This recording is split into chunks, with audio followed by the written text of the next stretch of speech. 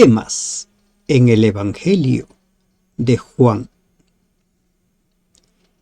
El plan de salvación, diseñado antes de la fundación del mundo, contemplaba cómo salvar a la humanidad si éste caía en pecado. Uno de la deidad tomaría el lugar del ser humano para morir en su lugar. Gracias te damos, Dios, que nos permites iniciar el estudio de la lección 3. Danos sabiduría, entendimiento para entender tu mensaje revelado en el capítulo 1 del Evangelio de Juan. En el nombre de Jesús te lo pedimos. Amén.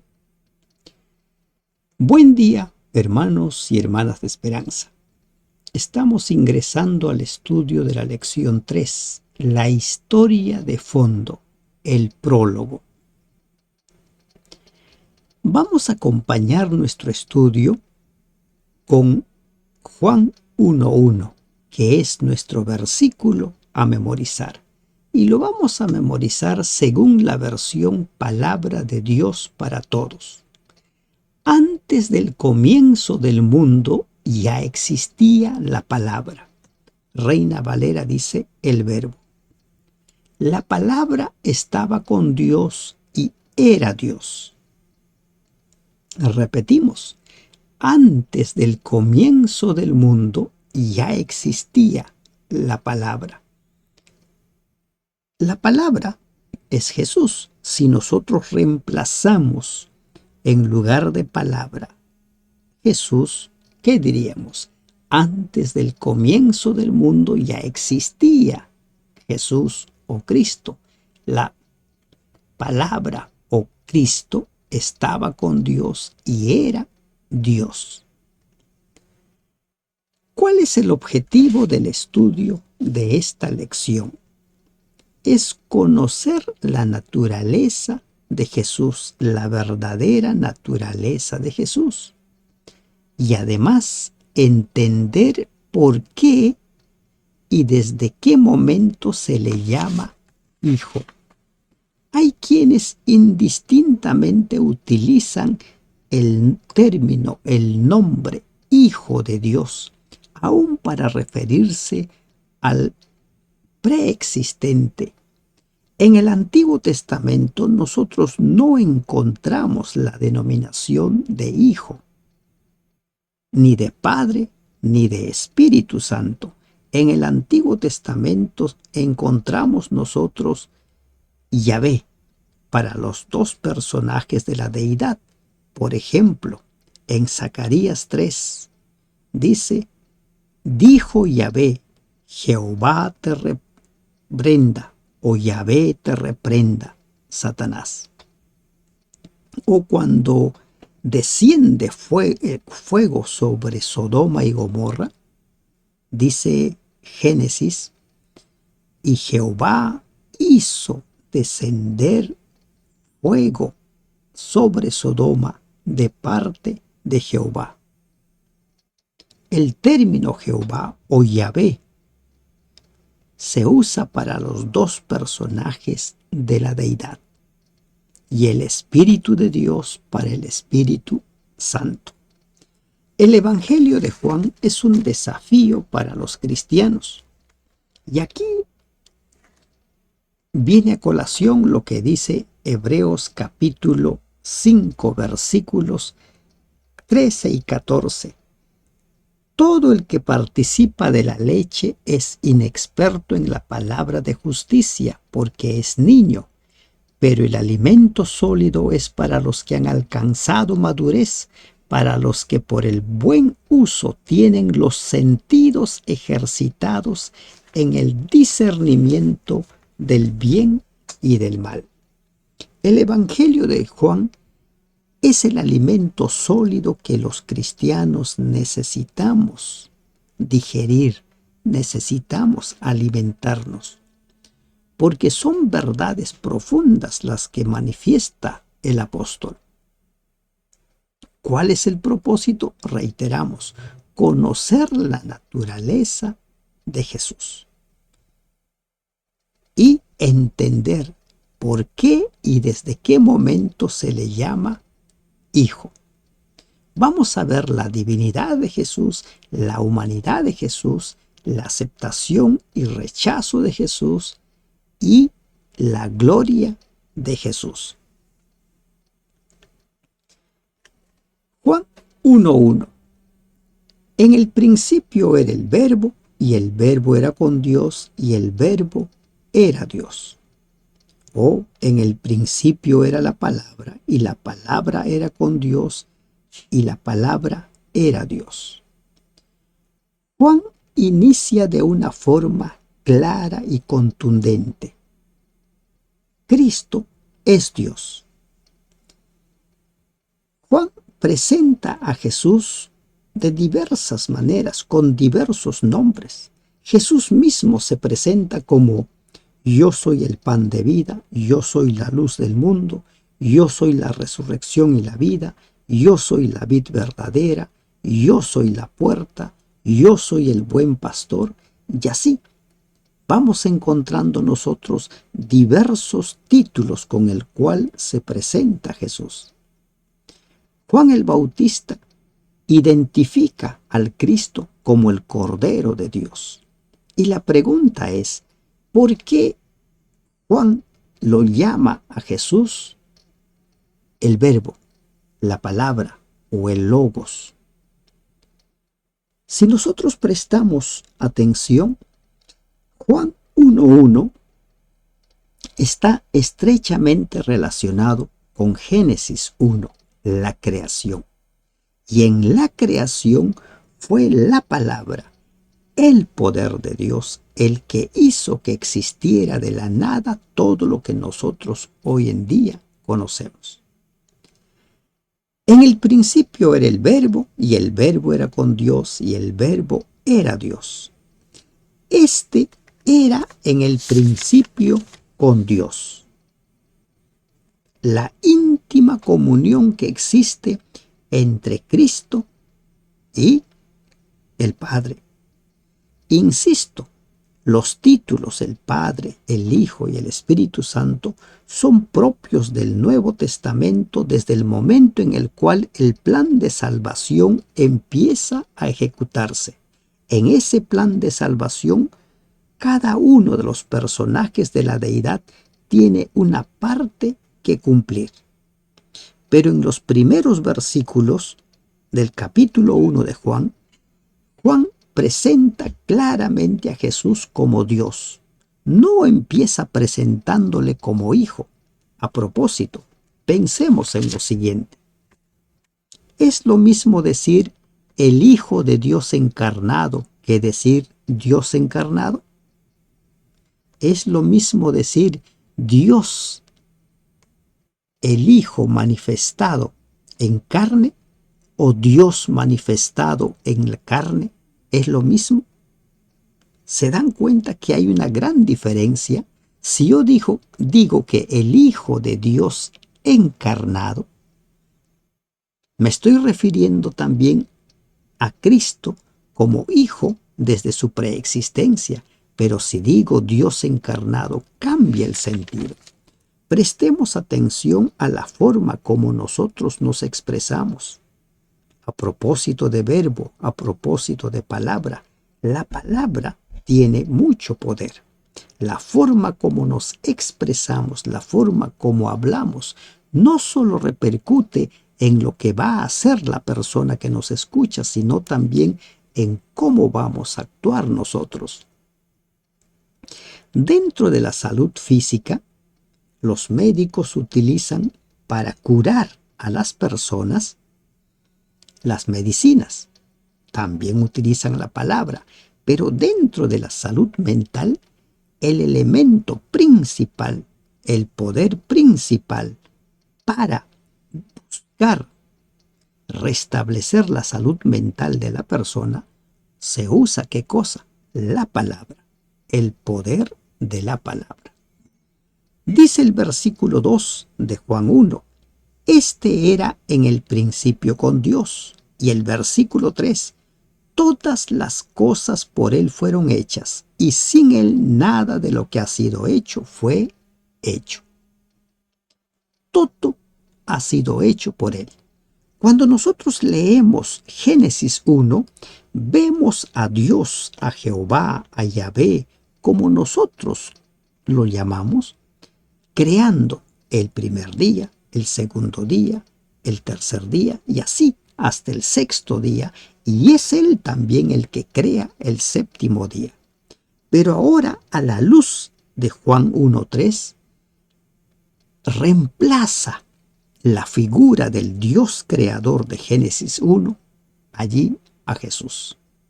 Porque dice, todas las cosas por Él fueron hechas, y sin Él nada de lo que ha sido hecho fue hecho.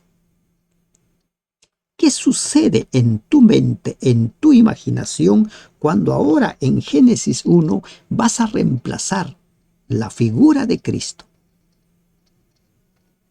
en lugar del Yahvé como te lo imaginabas? Cambia, ¿verdad? Porque esa es una de las verdades profundas que nos enseña el Evangelio de Juan. Pero no es solo Juan el que nos presenta a Jesús como el Creador. También en Hebreos capítulo 1 encontramos nosotros la misma declaración. Dice en el versículo 2, a quien constituyó heredero de todo y por quien asimismo hizo el universo. Pero también la misma declaración encontramos nosotros en Colosenses 1:16, porque en Él fueron creadas todas las cosas, las que hay en los cielos y las que hay en la tierra, visibles e invisibles, sean tronos, sean dominios, sean principados, sean potestades. Todo fue creado por medio de Él y para Él. Continúa imaginando a Jesús creando el primer día, el segundo día, el tercer día, hasta el último día. Él es el creador. El versículo 4 dice, en Él estaba la vida y la vida era la luz de los hombres. En Él estaba la vida. Él es la vida. Él es quien dio vida a Adán. Él es quien formó de la costilla de Adán a Eva. Él es quien nos sustenta, como dice Hebreos 1. Por Él vivimos. La luz en las tinieblas resplandece y las tinieblas no prevalecieron contra ella. Él es la luz. El gran yo soy la luz. Él es. ¿Se van dando cuenta? El apóstol Juan nos habla claramente. Jesús, Cristo, es Dios. Es Dios desde el principio. No es un ser creado, no es un ser inferior. Por términos didácticos para entender, se utiliza el primer personaje de la deidad, el segundo personaje de la deidad, el tercer personaje de la deidad, para poder entender, para poder diferenciarlos. Pero esos términos no encontramos nosotros en la Biblia. Y como se podrán dar cuenta, recién a partir del versículo 14 de este capítulo 1, cuando habla de la encarnación de Jesús, se va a empezar a utilizar el título de Hijo de Dios, no antes. Antes, Juan presenta, Él es Dios. Él está con Dios. Él es el Creador. Él es la luz.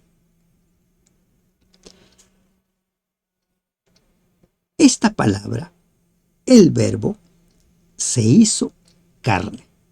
Dice el versículo 3, volvamos a leer una vez más, todas las cosas por Él fueron hechas, y sin Él nada de lo que ha sido hecho fue hecho. Y el versículo 14 nos dice, y aquel verbo fue hecho carne y habitó entre nosotros, y vimos su gloria, gloria como del unigénito del Padre, lleno de gracia y de verdad. Dios se encarnó. No se encarnó el Hijo de Dios. Se convierte en el Hijo de Dios tras su encarnación. Revisemos la forma como nos expresamos. Revisemos la forma como escribimos. Recién empieza a denominarse, a tomar el nombre de Hijo de Dios. Él mismo se llama Hijo de Dios a partir de su encarnación, no antes. Antes de su encarnación, Él es Dios, Él es la luz, Él es el Creador. ¿Se dan cuenta? Ello debe quedar muy claro para nosotros. Aquel que es la palabra se hizo hombre y vivió entre nosotros, dice la versión Dios habla hoy. Esa encarnación es un misterio. Nosotros leemos cuando el ángel Gabriel le anuncia a María cómo es que ella quedaría embarazada. Pero ese es todo un misterio. Pero allí también encontramos nosotros manifestado el infinito amor de Dios. Dios decidiendo tomar nuestro lugar porque no quiere que nos perdamos. Dios dejando de lado su naturaleza para que nosotros conservemos la naturaleza con la cual Dios nos ha creado, para que no nos perdamos eternamente. En Éxodo 25:8, Dios le dice a Moisés que levanten un santuario porque Él quiere morar en medio de su pueblo. Dios siempre ha querido morar en medio de su pueblo. Y el pacto no es otra cosa que el deseo de Dios de ser nuestro Dios y que nosotros su pueblo, Él morando en medio de su pueblo. Emmanuel, que traducido es Dios con nosotros. Por eso, uno de los nombres con el cual se llama al Dios que se va a encarnar es Emmanuel, que traducido es Dios con nosotros. Pero el infinito amor de Dios, la decisión de Dios de encarnarse para venir a morar en medio de nosotros, no fue bien recibido por todos. Dicen los versículos 11 y 12. A lo suyo vino, y los suyos no le recibieron. Mas a todos los que le recibieron, a los que creen en su nombre, les dio potestad de ser hechos hijos de Dios. A partir de aquí nosotros vamos a empezar a ver dos grupos. A partir de aquí nosotros vamos a empezar a ver el uso que va a dar el ser humano del libre albedrío. Aceptar o no aceptar, creer o no creer. Y la declaración del apóstol es: a lo suyo vino y los suyos no lo recibieron. La gran mayoría no lo recibió.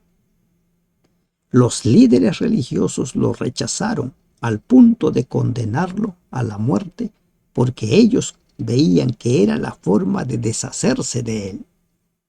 Al principio el mundo estaba rodeado de tinieblas, entonces Dios, por su palabra, iluminó físicamente el mundo.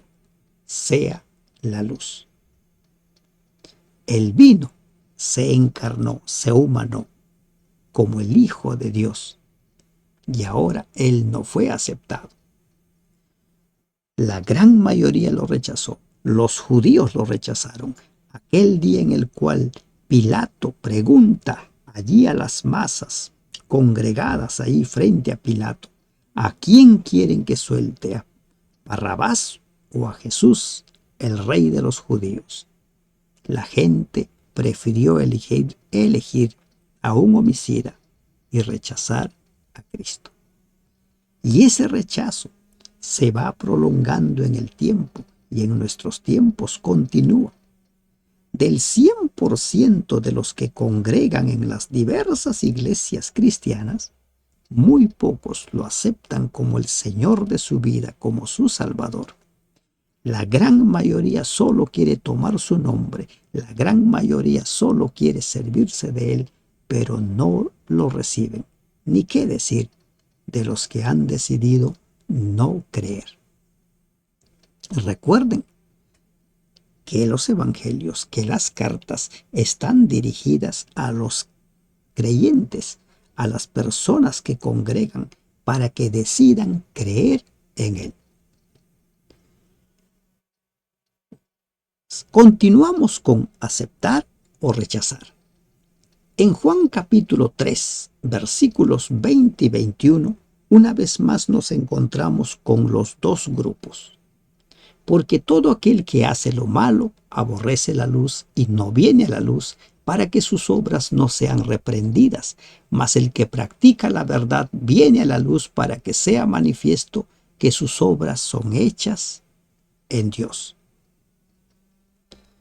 En el Evangelio de Juan, la humanidad está dividida en dos grandes grupos: los que creen en Jesús y los que lo aceptan como Mesías, y los que, teniendo la oportunidad de creer, deciden rechazarlo.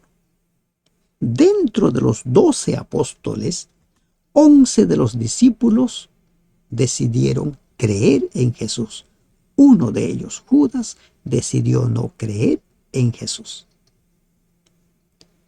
Encontramos personajes como Nicodemo, la mujer samaritana, o el hombre que nació ciego, personas que decidieron creer en Jesús, el mismo José de Arimatea, las mujeres que acompañaron a Jesús en su ministerio.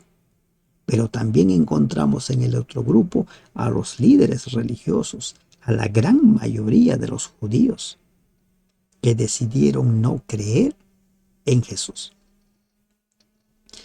Ayudémonos de la diapositiva para entender lo que significa aceptar y rechazar. Los que aceptan a Jesús no son condenados. Los que lo rechazan son condenados. Y ustedes tienen ahí los textos indicados. Los que lo aceptan vienen a la luz. Por el contrario, los que lo rechazan no vienen a la luz, huyen de la luz. Los que lo aceptan tienen obras que son hechas en Dios. Son frutos del Espíritu Santo, como dice Gálatas 5. Los que lo rechazan no quieren que sus obras sean reprendidas, no quieren que sus obras sean puestas a luz. Los que lo aceptan como su Salvador reciben la vista. Los otros son cegados. Hay muchos que pueden ver físicamente, pero espiritualmente son ciegos. Y lo más maravilloso, los que aceptan a Jesús se convierten en hijos de luz y no están en tinieblas. Por otro lado, los que lo rechazan serán juzgados por haberlo rechazado. En el capítulo 1, versículo 13 dice: los cuales no son engendrados de sangre, ni de voluntad de carne, ni de voluntad de varón, sino de Dios. ¿Quiénes? Los que lo aceptan, los que lo reciben, los que creen en su nombre. A ellos se les da la potestad de ser llamados hijos de Dios.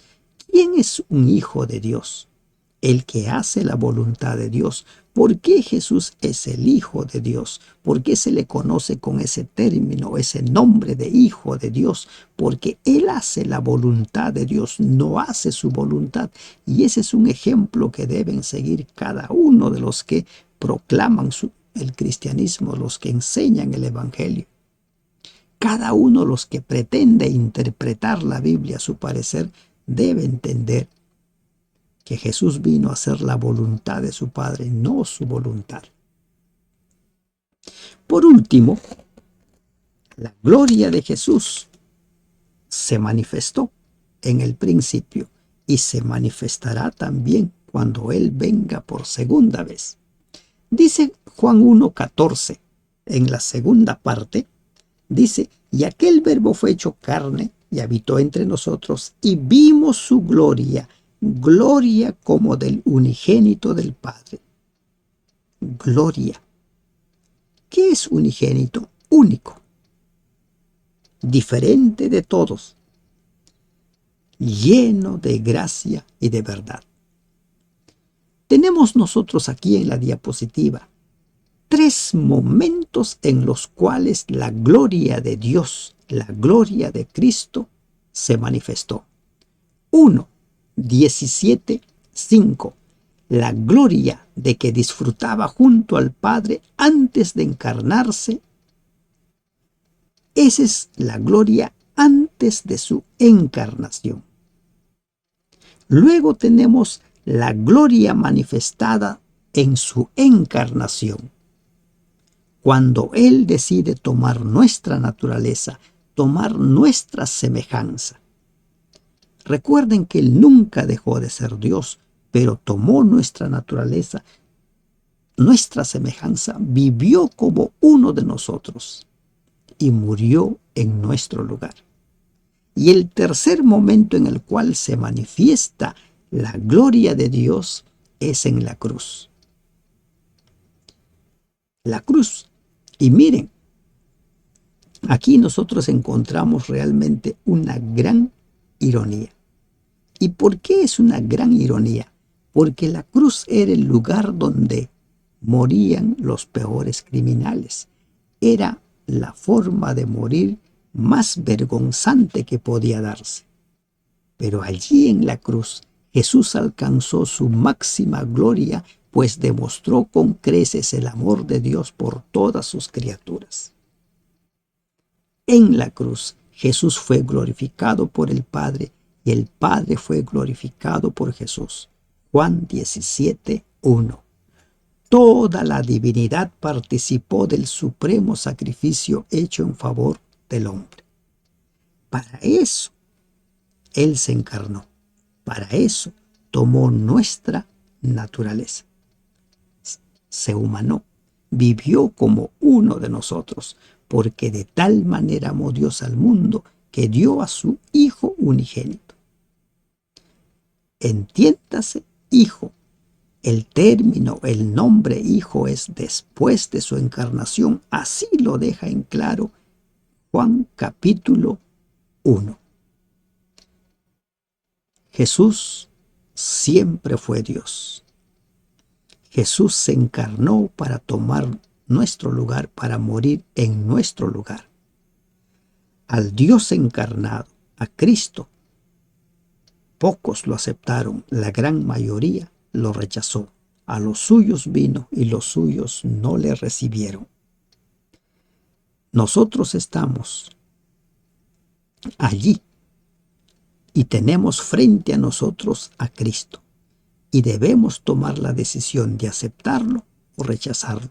Si lo aceptamos, tenemos vida eterna. Si lo rechazamos, vendremos a condenación, y esa condenación es la muerte segunda. La gloria de Dios se manifestará de tal manera cuando Cristo venga por segunda vez, que las glorias manifestadas anteriormente, que nosotros solo leemos, solo oímos, podremos verlo aquel gran día.